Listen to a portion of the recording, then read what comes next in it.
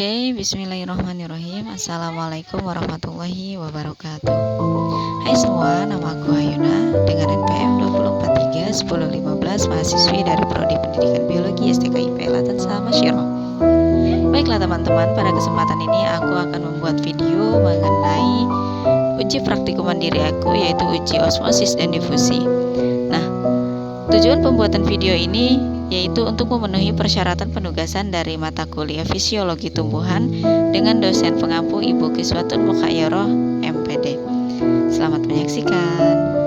Nah, adapun bahan secara keseluruhan yang akan diujikan pada praktikum kali ini adalah ada 100 gram pasir, tanah humus dan tanah liat, 1 sendok garam, wortel, kentang, teh, celup, kapas, pisau, label, gelas kemasan, dan juga corong.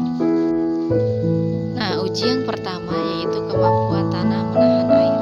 Tujuan praktikum ini yaitu bertujuan agar mahasiswa mengetahui berbagai jenis tanah, baik tanah liat, pasir, dan humus dalam menahan atau mengikat air. Adapun alat dan bahannya, yang pertama gelas ukur 3 buah, corong 3 buah, oven 1 buah, mortar dan alu 1 buah, sampel tanah liat, pasir dan humus, serta kertas isap, kapas atau tisu. Nah, seperti inilah kira-kira gambarnya. Adapun langkah pengerjaannya sebagai berikut. Yang pertama, keringkan jenis tanah liat, pasir dan humus dengan cara di oven atau disangrai atau bisa juga dijemur sampai dengan tidak ada kandungan air di dalam tanah tersebut. Jika tanah masih menggumpal, maka hancurkan tanah dengan menggunakan mortar atau lumpang dan juga ditumbuk dengan alu. Yang kedua, timbanglah masing-masing jenis tanah liat, pasir dan humus sebanyak 100 gram. Tutuplah corong menggunakan kertas isap, kapas, tisu. Nah, pada praktikum ini aku menggunakan kapas. Kemudian corong diletakkan di atas gelas ukur. Ukurlah volume air yang tertampung pada gelas ukur dan hitunglah persentase air yang diserap dari berbagai jenis tanah tersebut. Selanjutnya, tuangkan masing-masing tanah ke dalam corong, kemudian tuangkan air sebanyak 50 ml pada setiap corong secara perlahan-lahan sampai membasahi tanah. Ukurlah volume air yang tertampung pada gelas ukur dan hitunglah persentase air yang diserap dari berbagai jenis tanah tersebut.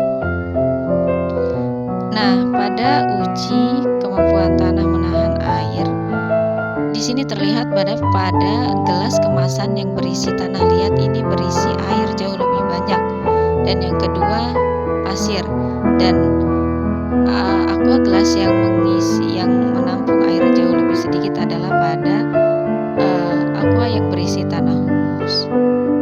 Dan dapat disimpulkan dari tabel hasil pengamatannya. Yang pertama, tanah liat, volume air awal 50 ml, volume air tertampung 40 ml, air yang diserap 20%.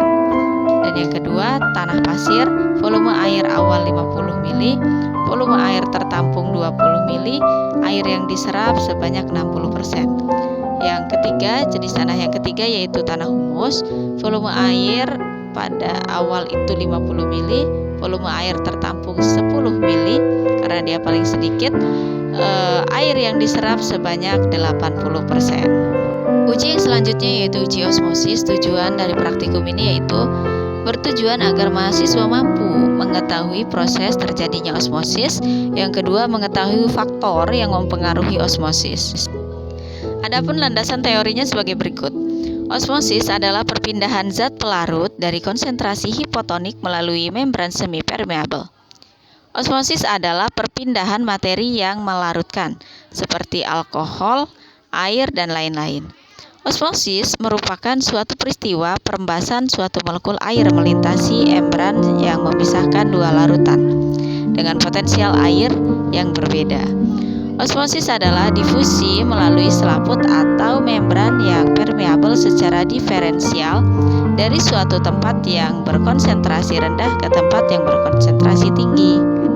Nah, ada faktor apa saja sih yang mempengaruhi osmosis?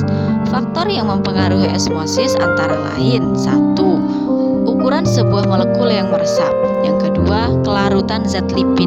Molekul yang memiliki keterlarutan yang cukup tinggi akan meresap lebih cepat daripada molekul dengan keterlarutan yang lebih rendah, seperti lipid. Pada bagian luas membran, kadar dari resapan akan menjadi lebih besar. Selanjutnya, kekebalan dari membran dan suhu. Adapun alat dan bahan yang digunakan dalam uji osmosis ini adalah: yang pertama, kentang 3 buah dan wortel 2 buah, air 800 ml, gelas kemasan 4 buah, kertas label dan tisu, garam 1 sendok makan teh, stopwatch 1, dan penggaris 1 buah, pisau atau karter 1 buah.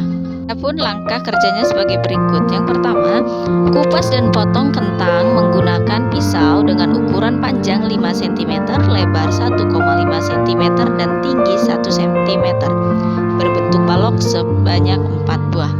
Yang kedua, kupas dan potong wortel menggunakan pisau dengan ukuran panjang 5 cm, lebar 1,5 cm, dan tinggi 1 cm, berbentuk balok sebanyak 4 buah juga. 3. Siapkan 4 buah gelas kemasan, masing-masing gelas kemasan diberi label A sampai dengan D. 4. Tuangkan air sebanyak 200 ml pada gelas kemasan label A, kemudian masukkan 2 buah kentang pada gelas kemasan tersebut. Yang kelima, tuangkan air sebanyak 200 ml pada gelas label B, kemudian tambahkan 1 sendok makan garam dan aduk hingga larut. Selanjutnya, masukkan 2 buah kentang pada gelas kemasan tersebut. Yang keenam, tuangkan air sebanyak 200 ml pada gelas kemasan label C, kemudian masukkan 2 buah wortel pada gelas kemasan tersebut. Yang ketujuh, tuangkan air sebanyak 200 ml pada gelas kemasan label D, kemudian tambahkan 1 sendok makan garam dan aduk hingga larut. Selanjutnya, masukkan 2 buah wortel pada gelas kemasan tersebut. Dan yang terakhir, amati warna dan tekstur pada masing-masing gelas kemasan setiap 15 menit sekali. Dan berikut tabel hasil pengamatannya. Yang pertama, kentang plus air. Pada menit yang pertama, warna tetap kuning, tekstur keras. Pada menit ke-15, kuning warnanya, teksturnya keras. Pada menit ke-30, warna kuning memudar, tekstur tetap keras. Yang kedua, kentang plus air plus garam. Pada 0 menit, warna kuning, tekstur keras. Pada menit ke-15, kuning memudar warnanya dan teksturnya sedikit lentur. Pada menit ke-30, warna kuning pucat, teksturnya sedikit lentur. Dan pada wortel plus air, pada menit pertama warnanya orange, tekstur keras, dan pada menit ke-15 warna orange, tekstur tetap keras, dan pada menit ke-30 warna orange dan tekstur tetap keras. Dan selanjutnya, wortel plus air plus garam. Pada menit pertama warna orange, teksturnya keras. Pada menit ke-15 warna orange, teksturnya sedikit lentur. Dan pada menit ke-30 warnanya orange memudar, teksturnya sedikit lentur. Dan pada wortel yang tadinya mengapung 1 buah jadi tenggelam setelah di menit ke-15. Nah, berdasarkan hasil pengamatan terdapat perbedaan warna dan struktur kentang yang direndam pada air dengan yang direndam pada air plus garam. Begitu pula dengan hasil pengamatan pada wortel. Terdapat perbedaan warna dan tekstur wortel yang direndam pada air dengan yang direndam pada air dan garam. Dari hasil pengamatan yang telah dilakukan, kentang dan wortel mengalami perubahan. Dari hasil pengamatan tersebut dapat diketahui bahwa sel-sel kentang dan wortel mengalami perubahan tekstur. Pada gelas A yang berisi air, kentang yang semula berwarna kuning setelah 15 menit warnanya tetap berwarna kuning. Sedangkan setelah 30 menit warnanya berubah menjadi kuning yang sedikit memudar. Pada gelas A, tekstur kentang sampai 15 menit hingga ke 30 menit tekstur tetap keras. Lalu pada gelas B, yaitu gelas yang berisi campuran air garam, pada warna awal kentang berwarna kuning, dan pada 15 menit kentang berwarna kuning memudar, dan pada 30 menit kentang warnanya kuning pucat. Dan adapun tekstur pada menit awal itu kentang teksturnya keras, pada menit ke-15 menit teksturnya sedikit lentur, dan pada menit ke-30 teksturnya sedikit lentur. Yang selanjutnya pada wortel plus air. Pada menit awal itu warna wortel orange, pada menit ke-15 menit warnanya tetap orange, dan pada yang ke-30 menit juga warnanya tetap orange. Adapun tekstur pada menit awal itu keras, pada menit kedua keras, dan pada menit ke-30 menit itu juga keras. Wortel plus air plus garam, pada menit awal itu berwarna orange dan teksturnya keras, adapun yang 15 menit warnanya orange, teksturnya sedikit lentur, dan pada menit ke-30 menit warnanya orange sedikit memudar dan teksturnya lentur. Hal yang menyebabkan kentang dan wortel berubah warna dan teksturnya setelah direndam menggunakan campuran air dan garam adalah konsentrasi dalam sel kentang dan wortel lebih rendah daripada konsentrasi air dalam larutan garam, sehingga zat-zat dari dalam kentang dan wortel akan berpindah ke dalam larutan dan menyebabkan teksturnya semakin lunak dan lembut, serta ketebalannya semakin berkurang, di mana hal ini sesuai dengan teori yang dikemukakan oleh Wirawan pada tahun 2006 dalam Witono Jr. Wiryanti Y.A. Yunarti L. pada tahun 2013 yang menyatakan bahwa konsentrasi pada garam yang tinggi banyak yang ikut masuk ke dalam sel kentang sehingga menurunkan permeabilitas air menggunakan mekanisme tertentu, dan inilah sebagai perubahan sel.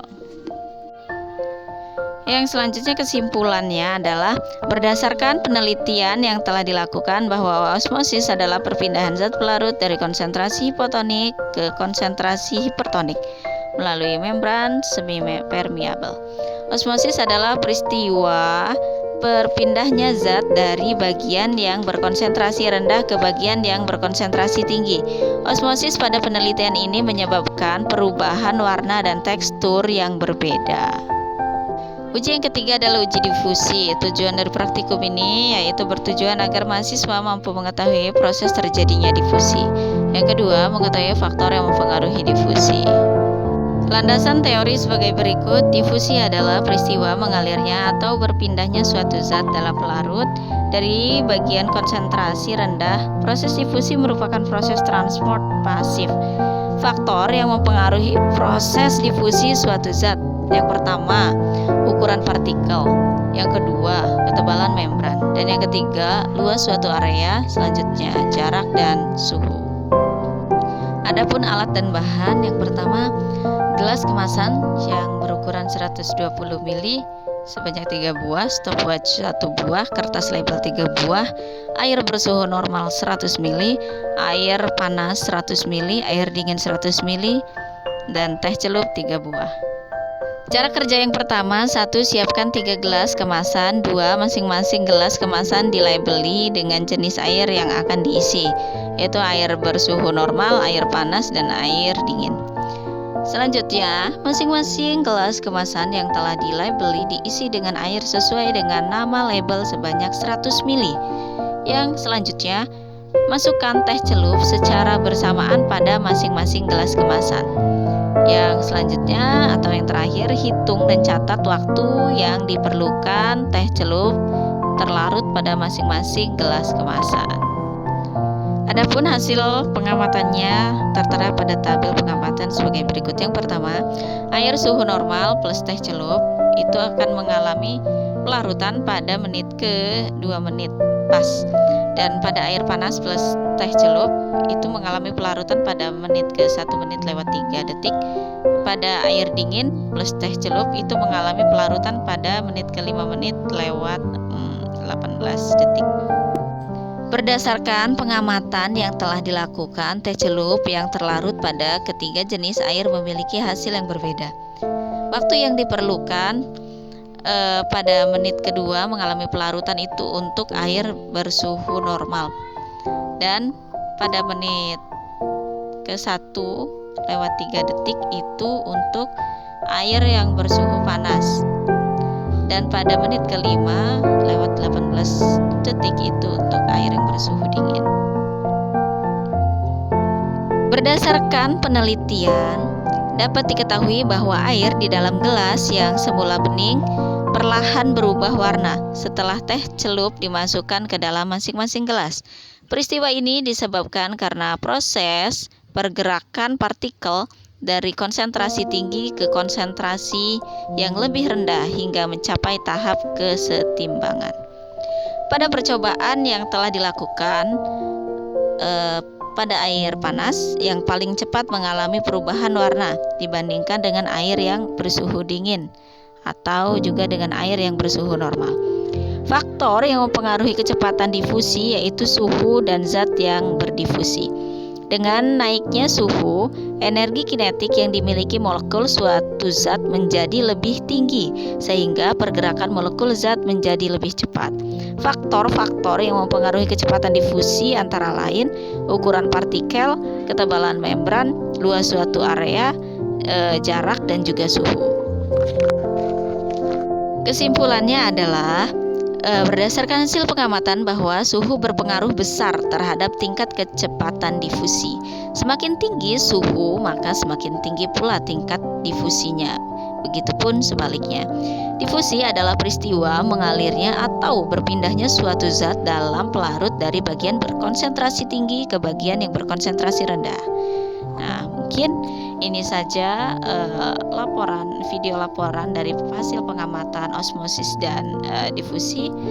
Kurang dan lebihnya mohon maaf. Wassalamualaikum warahmatullahi wabarakatuh.